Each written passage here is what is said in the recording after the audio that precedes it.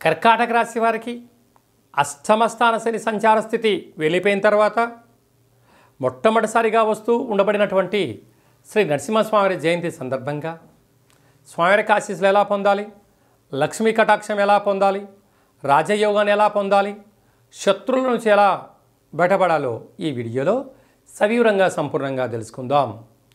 కర్కాటక రాశిలో ఏ నక్షత్రాలు వస్తాయిగా పునర్వసు నక్షత్రంలోని చివరి పదం 4వ పాదము, పుష్యమి నక్షత్రంలోని 4 పాదాలు, ఆశ్లేష నక్షత్రంలోని 4 పాదాలు కలిపితే కర్కాటక రాశి.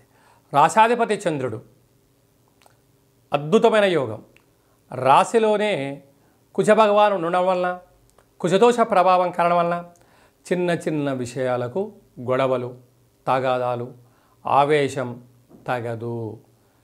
దయచేసి దూర వాయు జల ప్రయాణాలు చేసేటప్పుడు ఎన్నో జాగ్రత్తలు అవసరమని చెప్పి గుర్తు పెట్టుకోగలగాలి. తృతీయంలో కేతు సంచార స్థితి ఉండడం వల్ల తల్లిదండ్రులు, గురువులతో మర్యాదపూర్వకంగా గౌరవాన్ని ఇచ్చి పుచ్చుకోండి, మీకు మంచి శుభ పరిణామం అని చెప్పి గుర్తుపెట్టుకోగలగాలి.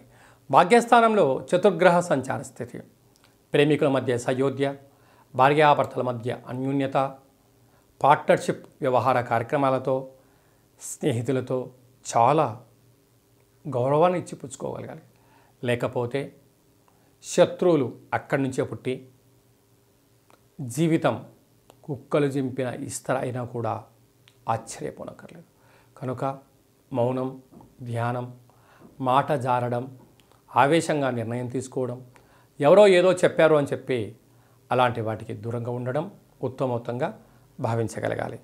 రాజ్యస్థానంలో ఏడాది తర్వాత రవి భగవానుడు సంచారం చేయడం వల్ల వృత్తులలో, ఉద్యోగాల్లో, వ్యాపారాల్లో పై అధికారులతో సహా ఉద్యోగస్తులతో మీరు మంచి చేస్తే మంచి పొగడ్తలు, గౌరవం, రాజసన్మానం, సభల యందు, సమావేశాలందు మాట్లాడే అధికారం ఉంటుంది, యోగ్యత సంపాదిస్తారు.